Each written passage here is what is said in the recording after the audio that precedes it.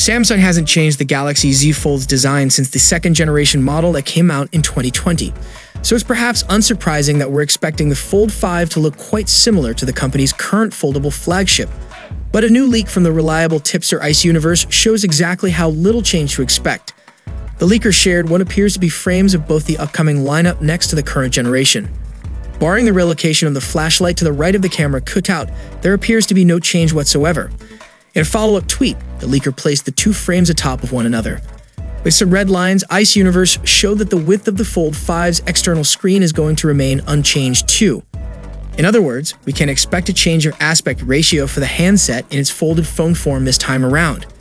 It's going to remain tall and thin, in contrast to the freshly announced Google Pixel Fold, which has a more traditional aspect ratio when folded. That's a pity, as the existing thin design does make typing a little bit more challenging, and unfolding just to send a quick text feels like an awkward, unnecessary additional step.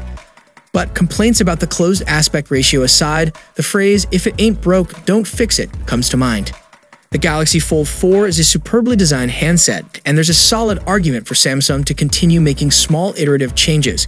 We've already heard that the phone will be thinner and lighter this time around thanks to the adoption of a new teardrop hinge, for example. Plus, a phone's frame says nothing about what's on the inside.